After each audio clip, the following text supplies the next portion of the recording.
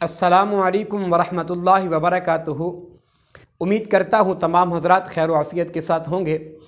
अल्लाह ताला सबको अपने हिफ्ज़ व अमान में रखे। आज एक इस्लामी भाई ने ये सवाल किया है कि सुन्नत मौक़दा और गैर मौक़दा पढ़ने का जो तरीका है वो बताएं।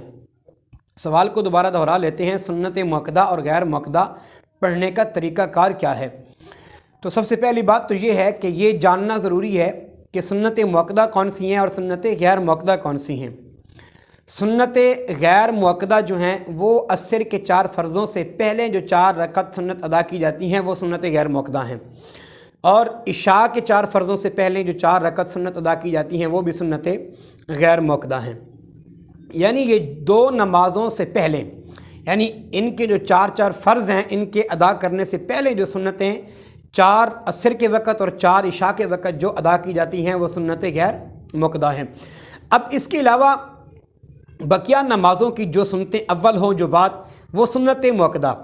इसी तरह जुम्मा के 2 फ़र्ज़ों से पहले जो सुन्नत अदा की जाती हैं वो भी सुन्नत मौक़दा, और जो 2 फ़र्ज़ों के बाद सुन्नत अदा की जाती हैं वो भी सुन्नत मौक़दा हैं। अब इनके पढ़ने का फ़र्क मैं आप हज़रात की समाअत करता हूँ। जो सुन्नत मौक़दा है इनके पढ़ने का फ़र्क ये है कि जो आप 4 रकत सुन्नत मौक़दा अदा कर रहे हैं, जब आप दूसरी रकत में अत्तहियात की हालत में बैठेंगे तो आप अत्तहियात शुरू करेंगे और अब्दुहु व रसूलु तक पढ़ेंगे, और फिर तीसरी रकत के क़याम में आप खड़े हो जाएंगे। आपने फिर सूरह फ़ातिहा पढ़नी होगी, साथ किरात करनी होगी। इसी तरह फिर चौथी रकत में भी सूरह फ़ातिहा और किरात। यानी जो सुन्नत मौक़दा आप पढ़ रहे हैं, जब आप दूसरी रकत के अत्तहियात में बैठेंगे तो आपने अत्तहियात को अब्दुहु व रसूलु तक पढ़ना होगा, फिर आप तीसरी रकत क़याम में खड़े हो जाएंगे, फिर सूरत फ़ातिहा और साथ जो है किरात करेंगे, और चौथी रकत भी इसी तरह, फिर उसके बाद अपनी 4 रकतों को मुकम्मल करेंगे। जो सुन्नत गैर मौक़दा हैं, मसलन जो असर के 4 फ़र्ज़ों से पहले और इशा के 4 फ़र्ज़ों से पहले जो पढ़नी है सुन्नत गैर मौक़दा, उनको ऐसे पढ़ना है कि जब आप दूसरी रकात के अत्तहियात में बैठेंगे तो फिर आपने अब्दुहु व रसूलु तक नहीं पढ़ना, अत्तहियात से शुरू करना है, फिर यौमा यक़ूमुल हिसाब तक आपने इसको मुकम्मल पढ़ना होगा।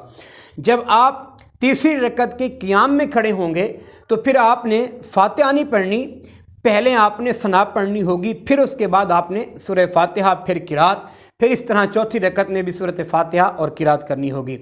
यानी मौक़दा और गैर मौक़दा का फ़र्क ये है, सुन्नत मौक़दा में दूसरी रकत में अत्तहियात अब्दुहु व रसूलु तक पढ़नी है, और फिर तीसरी रकत के क़याम में सिर्फ सूरत फ़ातिहा और किरात, फिर चौथी रकत में भी फ़ातिहा और किरात करनी है। और जो गैर मौक़दा हैं इनमें अत्तहियात को यौम यक़ूमुल हिसाब तक पढ़ना होगा, और जब तीसरी रकत में खड़े होंगे तो फिर आप इसको सना से शुरू करेंगे, और फिर फ़ातिहा, फिर किरात, फिर चौथी रकत में भी फ़ातिहा और फिर किरात, और फिर इनको मुकम्मल करेंगे। अल्लाह ताला हम सबको दीन मतीन सही समझने की तौफ़ीक़ अता फ़रमाए। और आप हज़रात से अपील है इस चैनल को सब्सक्राइब भी फ़रमाएँ, और साथ साथ इसको लाइक भी करें और वीडियो को शेयर भी करें। अल्लाह ताला हम सबको सही दीन मतीन समझने की तौफ़ीक़ अता फ़रमाए। अस्सलामु अलैकुम व रहमतुल्लाह।